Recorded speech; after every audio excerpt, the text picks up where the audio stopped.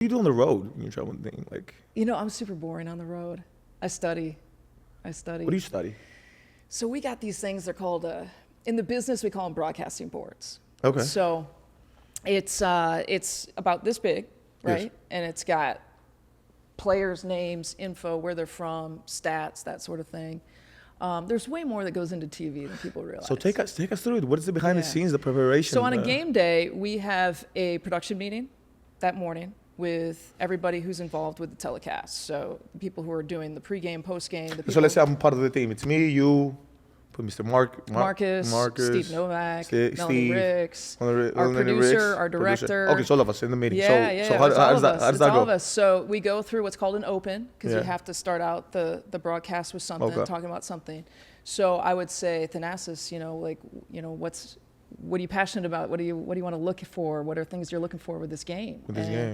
You would throw out some ideas. I would throw out some ideas. We collaborate. The producer ultimately, I think, makes the final decision. You know, so we go through all of that. Digest stats, research. We got research teams that send us stuff all the time. I listen to every pregame and postgame, because you can learn a lot from all that stuff, from the coaches and the players.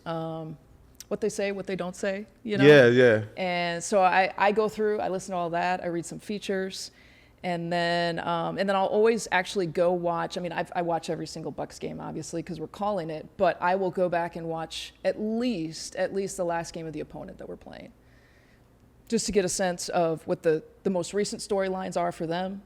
In particular, like if a player got hurt, how he got hurt, how the team adjusted, all that stuff. So it's you never feel like you're done, working and prepping, but it's way more. Like if you ever sat have you been in a production truck?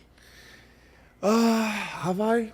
No, not really. I don't think so. For a game, no. Yeah, you should just ask Doc sometime. Be like, hey man, can I? Doc, coach, give me like 10 minutes. I'll be back. just for 10 minutes. I know that in the garage, right? If I go straight, it's the right side. Oh, right? It's like close to where you guys park. It's it's right on the way. I'm sure that would be fine. But you would be amazed. My point is, you would be amazed at the activity. I mean, in a truck, there's anywhere from like 15 to 20 people, and they all have different jobs. You have a director who's calling out the camera shots. You'll constantly hear that director talking. Take camera one, get ready, camera two, take camera two. If we mention Thanasis, like we show you all the time, cheering on the sideline, right? And it's great video. It's great TV. But if we're talking about it, you got to see it. So you got to get there in some way. The director has to talk to the camera people who are working to get Thanasis on the sideline. Like camera number 4, Thanasis. Give me Thanasis. Give me Thanasis. Really? And like our crew here in Wisconsin is the best. I mean, you hear me say Thanasis and like that, we're seeing you. Oh shoot! Okay. Awesome. I gotta watch out. They're awesome. I gotta watch out. I can't do it. Yeah, you got a camera on the whole time. Oh my god! I gotta watch out. But okay. But there's graphics. There's replays. There's like those replays that you see just don't like pop up out of nowhere. You got to have a producer calling the different angles. You got to have someone working the machine on the spot. Like it's a lot of pressure. So next time about the replays, what happens? And players who listen or who watch this know exactly what I mean. What happens when it's a questionable call, but you never see it up top? The replay. Yeah. When you play away games, you never see it up top if it's questionable. Have you noticed that? Yeah, well, that's designed. So if you, all the home teams will play it. Okay. If it's going to be positive or if it's going to spark a reaction, you'll notice like if they're trying to get Bucks fans riled up, you might see it. You might see it on the big screen. But if it's the other way, like we won't show it here in Milwaukee, and then you won't see it in other arenas either. So it's very intentional. Okay, that's what I wanted to say, because I was like, okay, it has to be, but like, okay. Yeah. The other question I have is like, what about like people who call games and they talk shit during the games? What about that? Like, is there a rivalry between broadcasters? Is that what you're saying? Or? Both. I'm saying like they, we go to arenas and they like would be shooting or something like, Thanasis or Giannis or Dame, like people who are calling the games. Yeah, I would like to say that our broadcast is one of the most professional. Good. Okay. Yeah, we don't talk like that. Marcus likes to have a little fun sometimes. With some of the players, he's gotten himself into trouble a little bit, but I play it, straight and narrow kind of thing. But I remember the Denver broadcast during our game. They were talking about Giannis with his free throws. Did you ever see that clip? No, they're just salty. They're just salty, bro. Not the Denver. I'm just saying in general, like people who watch the free throws. But they're broadcasters. Made it a whole thing. Yeah. Like that's one of the That's unprofessional though. Yeah. I'll tell you why it's unprofessional. Because it doesn't go to the sport. We're all here to go to the sport, but what you're doing is just like, you're actually creating a division on like not losing the job, but like I get you're now with Denver, but it's the NBA. You could be with anybody the next day. Yeah. So I don't know if it's good. Well, we don't do it. We like to. You know what I mean? I don't know if it's wise to kind of you have somebody in town and Steph Curry shooting free throws and you can start saying, oh, Steph Curry, and all of a sudden you're out of a job next day, and then the next thing you want to go is to the Warriors. Yeah. I don't think that's wise, but it is what it is. I think what we try to do is we try to call it the way it is. Yeah. If it's like the Pacers game in December, it got a little testy, and I think at the time, we thought that there were some players on the team that hadn't accomplished a whole lot yet. They were acting like they had accomplished everything that, a Dame or a Giannis had to accomplish. I thought I thought the celebrations were a little premature, in my opinion. Yeah. So I think if you present it in that way, I'm fine with that. No, that's cool. I'm just saying when you go overboard, or you go like, let's say, or you take somebody's character, or you go like, the game is the game. I don't know, whatever. About made a bad pass, or like, oh my God, he threw the ball in the stands. Like, whatever. He did it. Okay, cool. But what I'm saying is when you go overboard, then all of a sudden now it becomes like a little bit more, and then you get attacked on Twitter, and then you go like, no, that's not what I mean, and then now you gotta like backtrack for no reason because you just didn't. You just wasn't professional. And about the Pacers game as well, like it was great. Like for me personally, I got they won and play-ins, and now they were great. Even now in the playoffs, like they were great. I think the most important thing for me was that we both understand that it's part of the game. You win, you lose some, you win some. Like this is the difference between winners and losers. They literally they're both the same person. Yeah. It's just winners win most of the time, and lose occasionally, and losers lose all the time and win occasionally. That's all it is.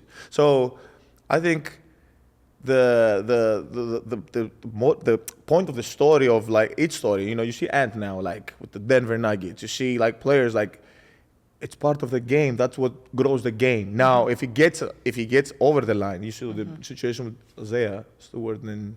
We thought it was borderline over the line. I felt like a little bit that game. But, here's the deal, though. I love guys who play with a little chip. I do. So you have to. This is the game. Yeah, it's like that's part of being a competitor, right? Yeah. So I don't want to discourage that. But if it gets to, there's a difference between playing with a chip and being disrespectful. Oh yeah. Right. 100%.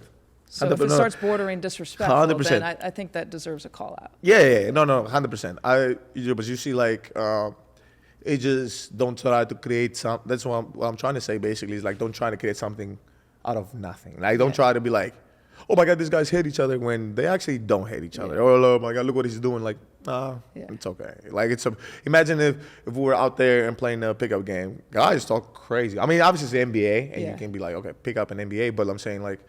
Some guys, that's their character. They're not doing it on purpose. That's their demeanor, But going back to before, I was like, okay, but you've called the WNBA games. Mm-hmm.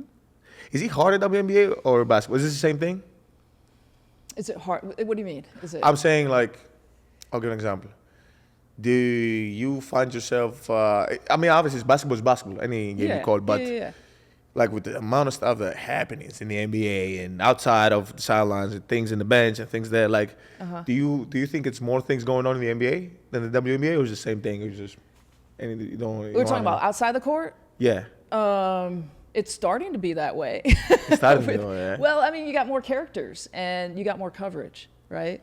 Yes. So you add characters to the game and you add coverage to the game, and you got more interesting things to talk about. You got, I don't want to say the word drama because it's almost too dramatic. Yeah, it is. It just makes everything more interesting, I love seeing the growth of the game. It's awesome. And, being a women's basketball player where I grew up, Thanasis, and like when I grew up, I could only watch men's basketball on TV. You know, the only time women's basketball was on TV is when it was like the Final Four, you know, and it was always like the same 4 teams. And so I had role models that had to be men because that's all I watched. You know, one of my first role models was actually Scott Skiles. So, I don't know if people in Milwaukee appreciate that, being the coach here, but he played at Michigan State, and I grew up in the state of Michigan, and so I just appreciated the way that he played. Talk about chip on the shoulder, like he had the socks pulled up.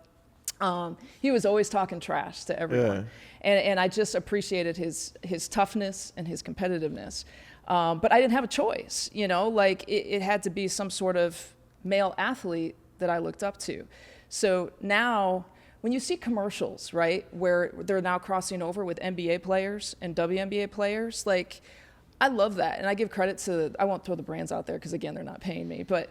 No, but it's credit to the companies, credit to the league that's pushing this. But it's like, you're not going to not buy a car because you see a WNBA player and an NBA player on that commercial, you know? You're not gonna buy chips, you know, like because you see a WNBA player with an NBA player. It's only gonna add to it and broaden the consumers who are gonna be interested in that product. And so to see that transformation is awesome because that was not even a choice or an option when I was growing up. Man, it's changed so much. I'm so excited. You know, I had Enrique Gumbawale on the pod. Oh, she's great. Yeah, and I'm trying to this podcast is gonna have everybody. Like I'm gonna have everybody from this one. Okay, so this is why I love being on here because I can't wait for your off the wall questions. Like you're gonna be like, hey Lisa, did you know that it's coming. It's coming. Snakes have 5 hearts? And I'll be like, no, Thanasis, tell me more about that. But no, I mean you get like players, you get coaches, you get entertainers, you get broadcasters. Probably gonna get like accountants and so restaurant owners and whatever. So it's called Thanalis Show. Basically, Thanalis is my analysis of the world, right? So now what you're basically getting, it's a way through my lens and my life to who people I'm interested with and I'm interviewing.